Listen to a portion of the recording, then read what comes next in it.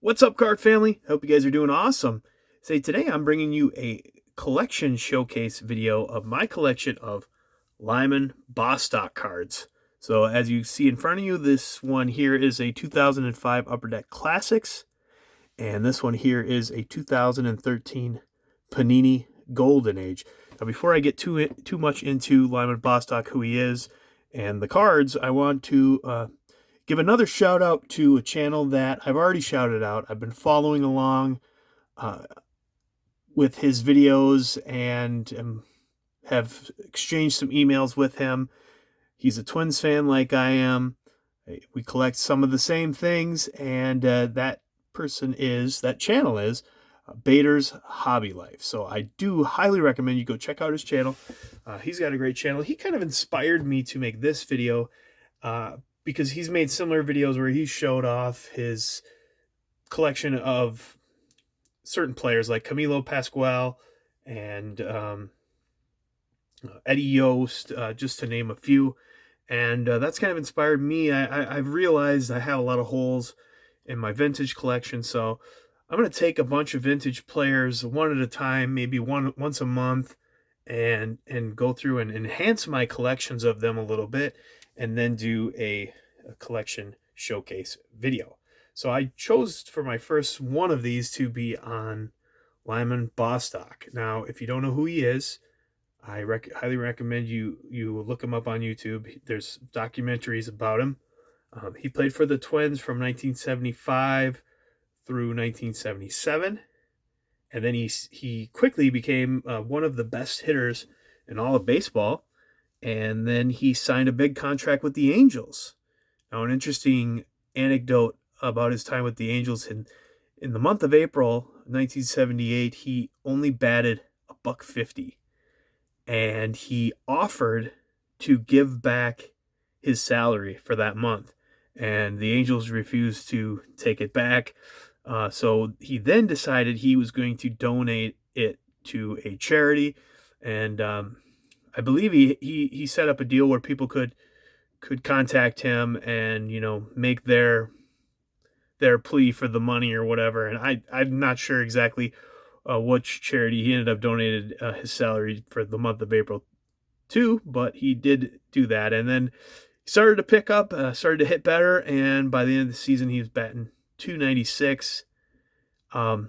Towards the end of the season, he played in Chicago against the White Sox, and as he would typically do when he was in Comiskey, when he was at the White Sox, was he would go and visit an uncle of his in Gary, Indiana. So this particular day, he went to visit his uncle, and he met with an old friend, and they had to give a ride to a gal to somewhere, and I can't remember the exact details, but he was in the back seat of a car with a young woman, and his uncle was in the front with another gal, and the woman who was in the back seat with Lyman, who he didn't know, he just met that day, her husband saw them get in the car together, and he followed them, and when they stopped at a stoplight, her husband pulled up with a .410 shotgun, shot into the back seat, shot Lyman in the head, and killed him. So a very, very tragic ending to a very bright career, very promising career. You're talking, I mean, we don't know what could have been, but you're talking possibly a 3,000 hit guy, possibly a perennial all-star, possibly a Hall of Famer. We don't know that, but definitely had a promising start to his career that was terribly ended. Everything that I've ever read about him say he was just a great person and a great teammate, and so very tragic to see how he was murdered that way. And the guy who killed him was released, and because he was insane, and I guess that murder led laws to change for the guilty by reason of insanity plea, so that way when people got out of their psychiatric wards, they would serve jail time and not just go right onto the streets. So very wild story. But anyways, I have probably a little. Since he only played in the league for 4 years, he only has 3 Topps base cards. I have more than half of his playing date cards. He does have he's got a minor league card, which I've never seen before, but it's listed in TCDB. It's like a 1974 Tacoma Twins. I'm sure it's really rare. I'm sure it's expensive as all heck. But anyways, let me show some of the cards, and then we'll talk about some of the ones I'm missing here. Here's his rookie card, the 1976 Topps. And I'm going to save my best card, my favorite card, for last. Here is a 1977 Hostess. And then let me show this one right away. So this is a recent pickup. This is the 1977 Twinkies. So same card. You'll see the color is a little bit different. But the main way you can tell between just the regular Hostess and the Twinkies is the Twinkie one has a much smaller print. So that's cool. He's also got a Burger Chef disc. There's another one I don't have. I do not have the O-Pee-Chee version of his rookie. Here I have the 1977 Kellogg's 3D Superstars. We have the 1978 O-Pee-Chee, along with the 1978 Topps. Here's how you can tell the difference here. Got a different paper stock, like a white back.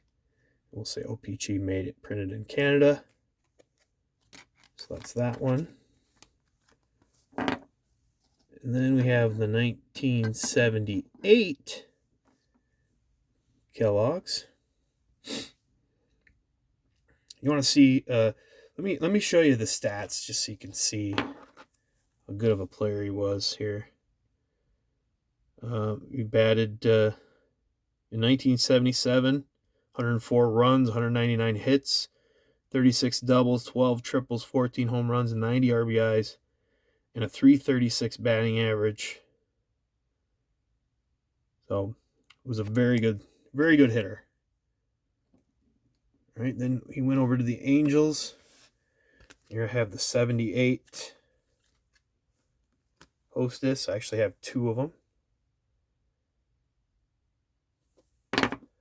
And then he had a 78 SSPC, and he had a 78 team issue, and then the Sportscaster, which I think are the only ones, other than some variations. I think there's like an error version of this 77 possibly. I think there's an error and a couple of print variations on some of the cards, but that's basically it. Here's his 78 Topps. I guess they decided not to make a 79 card of his. So right here, let's just line them up here, is his complete Topps run, just these 3 cards. And I don't think he's in any, like, he's not, I know he's not in any, like, hitting leaders, although he was second in batting one year and top 5 or so in another year. He wasn't on any leaders cards or anything, but there's his Topps run. Just a tragedy. And then my favorite card of his in my collection is the autographed rookie card, and these go for a pretty high premium. I looked for a long time for a Lyman Bostock autograph that spoke to me. This one is on a black marker. It's streaky, but I mean, it's on his rookie card. It's an authentic autograph. It's just an awesome piece that I'm very proud to have in my collection. that I got a really good deal for. I don't know, probably 5, 6 years ago I bought this. So I'd seen a lot of them with that were in pen ink, and sometimes I think ballpoint pen looks good on vintage cards, but not always. Sometimes you can't see it very good, or it's really pressed into the card. But this one is one of the better Lyman Bostock autograph rookie cards that I've ever seen. There's not many of them out there, so I'm just super glad to have this. I will say also too that his father was a professional baseball player. He played in the Negro Leagues in the 1940s, which would be Lyman Bostock Sr. So, so yeah, just let me know what you think. Let me know if you are familiar with the Lyman Bostock story, or if this is the first time you're hearing of it. Definitely, I think there's like a 2-part YouTube video that something that aired on ESPN a long time ago about Lyman. So please, I encourage you to check it out. And if you don't have any Lyman Bostock cards in your collection, I encourage you to pick some up. And if you come across any of the ones that I talked about that I don't have, the OPC rookie card, or the Burger Chef disc, or the SSBC, or the Sportscaster, or heck, if you see, even if I can't afford it, I would love to see that 74 Tacoma Twins minor league card. That would be really cool. So anyways, thanks for watching, guys. Let me know what you think down below, and make sure you go and subscribe to Bader's Hobby Life. I would really appreciate that if you did. Thank you, and we'll catch you guys later.